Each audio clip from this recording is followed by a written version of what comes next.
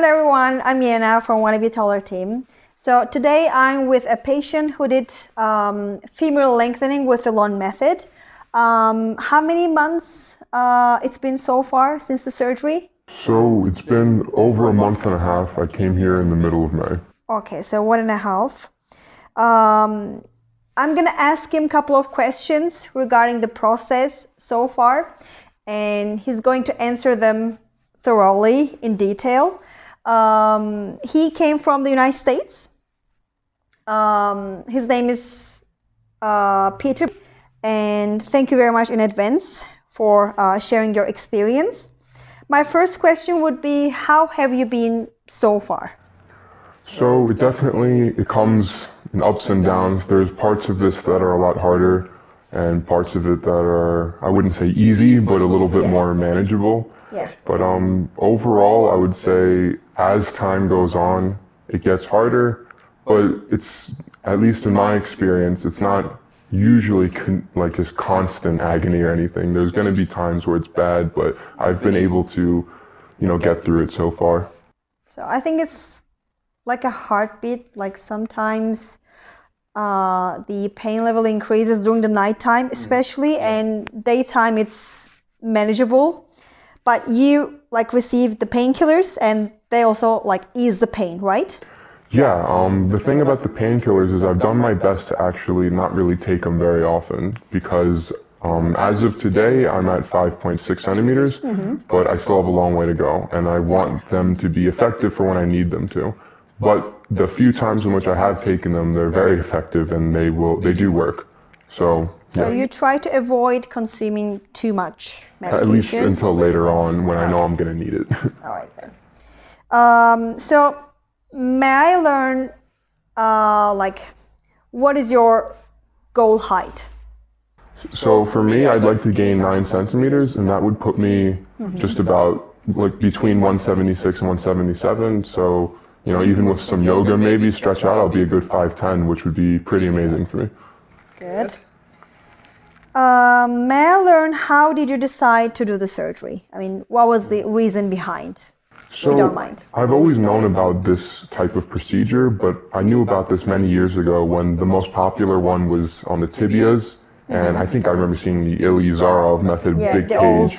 And you could go through all this pain and suffering and you'd get maybe 2 inches. And to me, that wasn't really what I wanted. But when I found out you could do it on your femurs, which I think looks more proportional to me anyway, and also gain a lot much more height out of it, it made it more worth it to me to say, There's more muscle mass. Right, and to be able to possibly gain 3.5, almost 4 inches was much more worth it to me than just to gain 2. All right, thank you very much. Can I just ask why you did not do the surgery in the United States, but you came here and chose Turkey as destination? Yeah, there's definitely a few reasons for it. One of them being obviously the cost. I financed this myself just by working and saving up, and in the U.S. this procedure is definitely much more expensive. Also, I was intrigued by the fact, and I trusted the fact that the doctor here had done this I want to say over 700 times or something like that by the time in which I had booked my surgery. Whereas in the U.S. this is not a very common procedure. I think, maybe in total some doctors have only done this a couple hundred times for their whole life because it's just not very common in the U.S. So between the price and knowing I'd be with a doctor who's done this many, many times, I felt like I could trust you guys. Correct. Thank you very much. Can I learn, why did you choose the Lon method over Precise?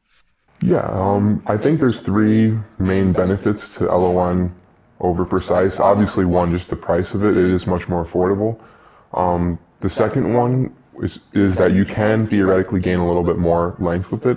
I'm shooting for 9 centimeters, whereas with Precise, I think it can even be kind of hard to get 8 sometimes from what I hear. Yeah. But the third main advantage to me, which was pretty important, was that I hear you get back to walking quicker because throughout this process, I've been doing a little bit of walking since these devices allow for some weight bearing, especially for a lighter guy like me. So by the time I get these removed, my bones will be much more consolidated and I can get back to my normal life a lot quicker. So with the Lon method, you are able to give more weight bearing in the course of lengthening phase, and that also like stimulates newborn tissues a lot. But with precise, like patients are not able to give weight bearing because there is a risk of nail breakage. All right. So can you tell me, what do you think about the doctor? Like, do you think like he has been paying attention to your lengthening process? Do you think he explained the process to you well? Yeah, absolutely. I actually just saw the doctor yesterday. He comes yesterday very he often, visited, yeah. and he speaks with all of the patients. And even when he's not in person, he's very communicative with the physical therapist and the nurse. So obviously, any messages I'm asking you or anyone else on the team gets relayed to him. And he seems very confident in what he's doing. Like he's very experienced. Down to earth. Correct. And yeah. Thank you very much. What do you think of the team, by the way? Can you tell us briefly? I think the team is one of the best things here, and I think if you're going to do something like this, you should be at the clinic here rather than going home. All the physical therapists are really great. They know just how to help you when you're in pain, so don't be afraid to tell them what's hurting you because they'll always try to help you. Them. And they're all really friendly. I know just a couple days ago we went out into the town, into Taxium, and saw some shops and did some suit shopping for me. And it's been definitely a great experience. And even just beyond the team, I think the culture here is pretty great.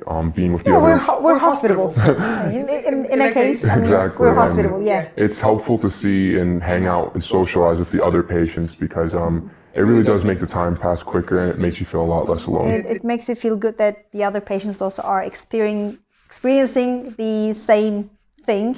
Yeah, it helps to see other people in pain. Like you become very sportive with each other, I guess.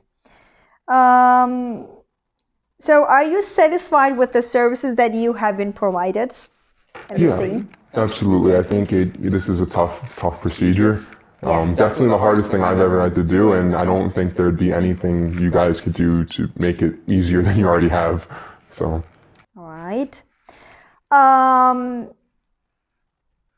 So my last question would be, can you please give some tips for the viewers, especially the ones who consider limb lengthening surgery? They must, I think, like wonder your advices with the procedure, like what can they do prior to the surgery or during the surgery? Sorry, after the surgery? Yeah, absolutely. I think it's one of those things you need to spend a lot of time planning before you do it. Don't just rush into it.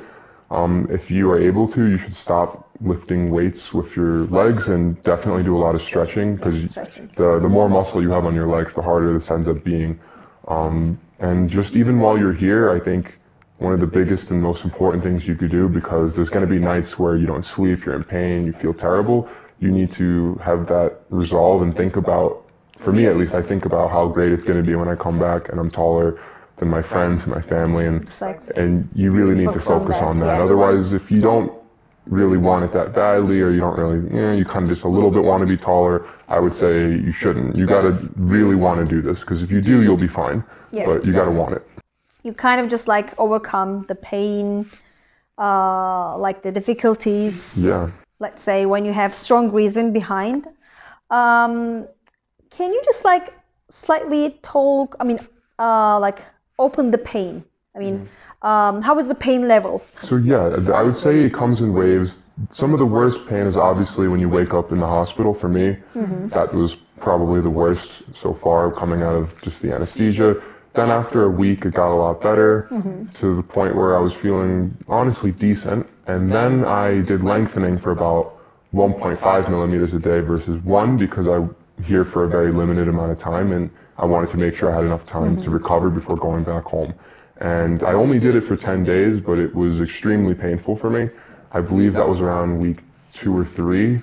And I ended up going back to 1 millimeter, which is much more manageable. And that's why it's a standard lengthening limit. And I advise all the new patients who come here, don't do 1.5. It's really not worth it to me. I think some people maybe can handle it, but I just, even if you can handle the pain, your bone consolidation is much lower and it's harder for it. I just think it's overall not good.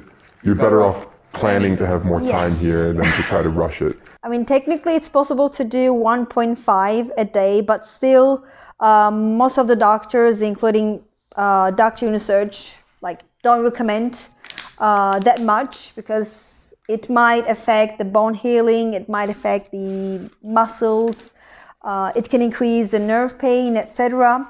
But for a short period of time, yes, it can be allowed, especially after 1 centimeter, which you did in that way. But it's good to stick to 1 millimeter a day. Yep. Definitely, I agree with that. Thank you very much for like telling your experience so far. We're gonna do one more time interview after you are done with the process before you leave Turkey. And let's see like how the how things will change for you, and we'll see like how much height you gain in total. So yeah, that's all for today. Take care a lot and see you in the next video.